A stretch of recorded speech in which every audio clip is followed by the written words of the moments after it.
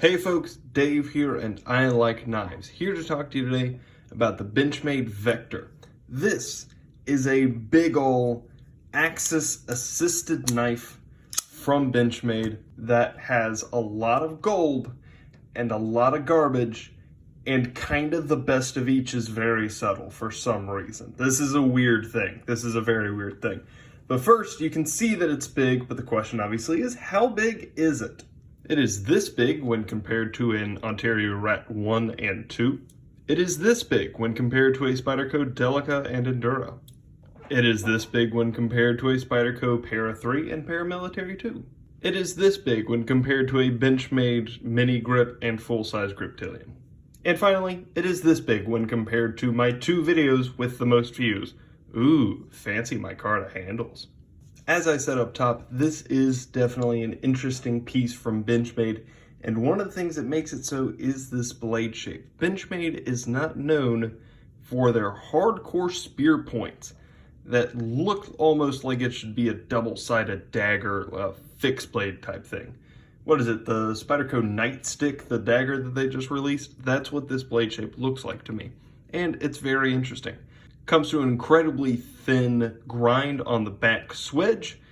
Doesn't have a whole lot of function to my mind. It is very thin overall at only 1/10 of an inch with a blade of 3.6 inches, so a little bit more than 3.5 inches. So it is going to be pushing over some of those legal lines. A handle of 5 inches, so it is going to be large. And an overall weight of 4.5 ounces. But the blade shape, like I was saying, is definitely cool. It's not something that you're going to find in a major release from a major company. The choil also is well done as far as it is. It allows you to get in and sharpen everything up to the hilt. That little cutout there, I suspect, is a part of the blade's relationship with the lock back here. The lock back here is an interesting one because most locks serve the function of, most Benchmade locks of this style serve the function of the lock is engaged, and what they do is prevent the access bar from being pulled back so there's no way to close it to make a folding fixed blade type thing. What this instead chooses to do is just be the sort that keeps the blade closed. Interestingly, you can engage it and then still close the knife. You just can't reopen the knife. That's weird, it's purposeless, I don't get it. But as far as the lock is, with whatever function you ascribe to it, at least it is, function aside, at least it is properly done, in that it is the single push button similar to the Barrage and the Boost seen here, all three of these being access assisted knives, as opposed to the one of the other kind of spine lock that Benchmade does, seen here on the Stimulus, where it's 1 click, 2 click, 3 click, 4 click, 5 click, 6 click to full locked. You can bring it back about halfway,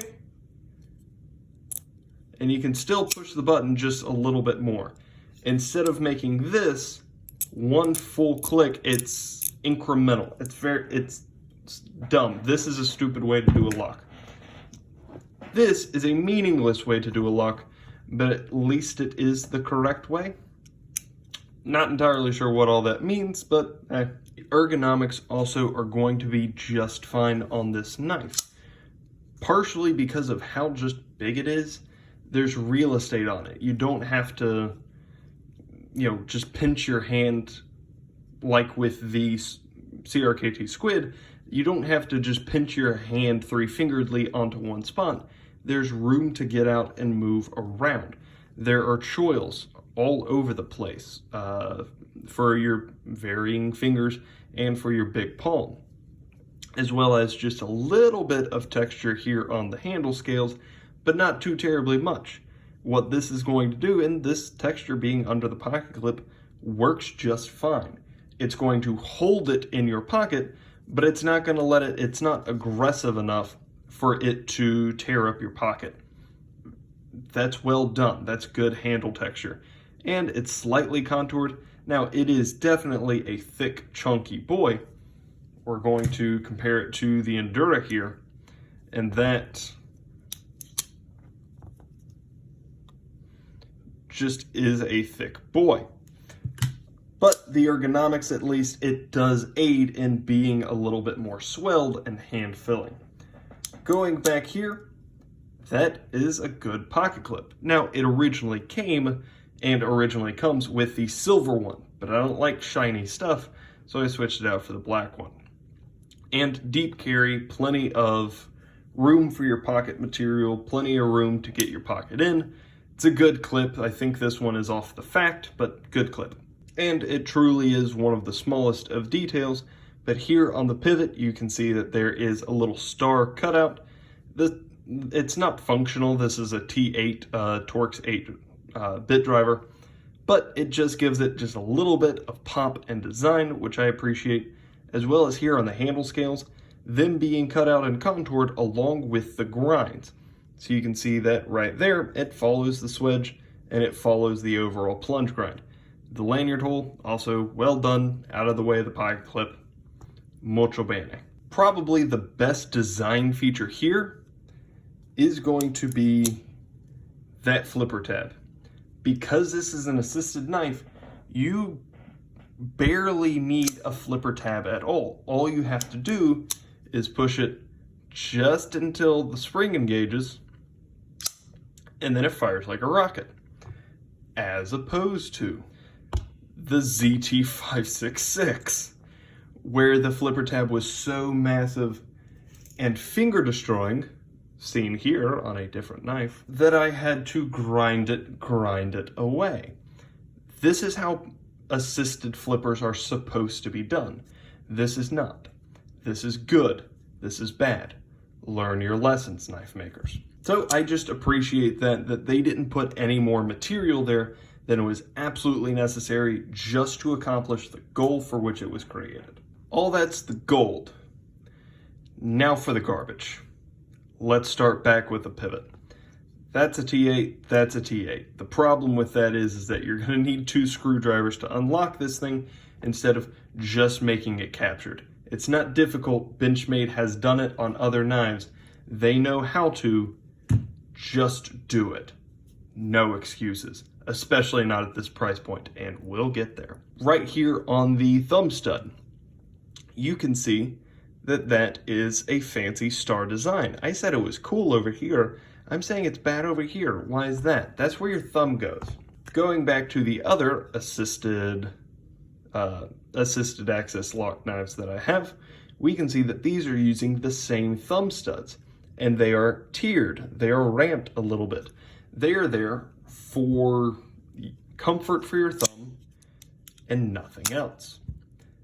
That, with a little bit of design, leads for not a super sharp edge, but a little bit of something.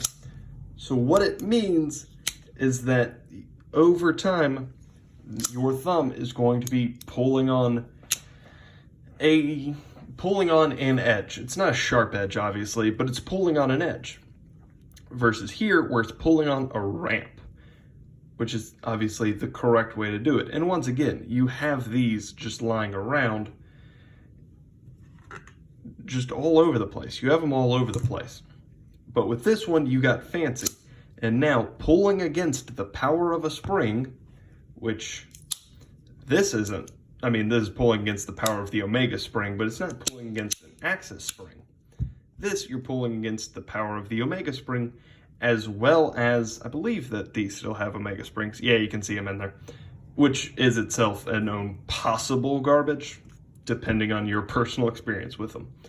But you're pulling against the axis spring, which isn't much, and the spring to open the knife, which, because it kicks so hard, is not negligible. Obviously, it's doable one-handed. It's just not how I prefer. The choil is super weird. It's a big cutout there. I don't get it. The rest of the body screws, the pivot is T8. The body screws are T6. Just make them all T8. We know you can do it. Something that Benchmade does that I've always had a problem with, I love that this is S30V. I love that they're good about labeling their blade steel. I really hate that they have a website plug there. Go to benchmade.com. It just feels weird. I get that they put it there instead of the patent number, but I feel like the patent number would just be less out of place. I don't know, that's a weird thing. Benchmade's a weird company. Now for kind of the conceptual part that matters. Both of these are, give me a little leeway here, this is called the Able lock, I think, or is that Hogue? The XR lock, I apologize. But both of these are access style locks.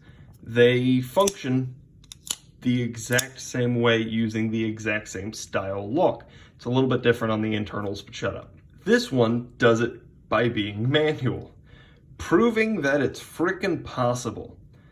This one does it with a spring. Because, are we children? Why are we still making assisted, flipper assisted knives at this kind of price point?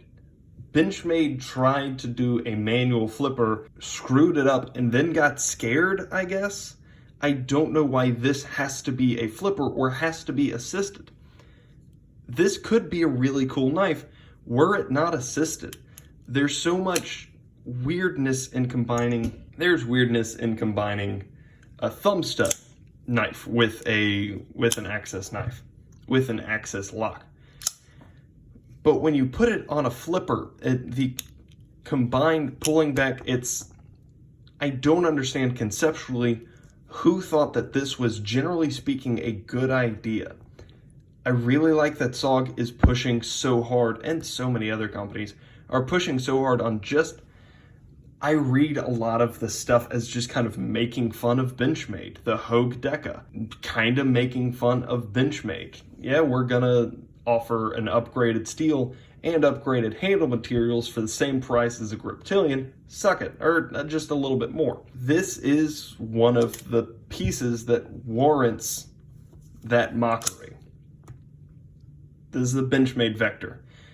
I will never understand what compelled me to buy this. I used a gift card, but there's so many other things that I could have gotten for my money. And that's really the kicker here. This is $200. This also has an upgraded version that I believe is $280 that has 20 CV and a fancy regrind with micarta scales, I believe. But this one, as it sits, is about $215. And there are so many other better knives of similar sizes that I could get with that money. $215 is a lot of money. And it'll get you a lot of really cool stuff. Even from Benchmade, it'll get you cool stuff. But for some reason, that spring on the inside costs an extra $80. I do not understand where this is worth $215. I don't understand who priced that. This is insane, incredibly overpriced. It's a large piece of S30 and a fairly big piece, arguably too big, of G10. And it's $215. It's not terribly so different from a Griptilian, but a Griptilian is half the price. All told, that is probably going to be this thing's legacy. For those who don't just, wait, I don't know what the Benchmade Vector was, which, incredible name, by the way. Vector's super cool name, and I hate that it got wasted here. But its legacy is going to be one of a poor concept put on a not entirely thought out design while priced like even stuff from Benchmade beating it on the value front. And that's not supposed to happen. Not from Benchmade, at least. That's the legacy of this thing. It did one thing really, really right. It did one thing really, really cool. It did one thing in a way that I appreciate. And everything else is a miss. Everything else are things that are inexcusable, in my mind, inexcusable at $215. Folks, if you have any comments, questions, or concerns or stories, please let me know down below. And other than that, y'all have a great day. Bye.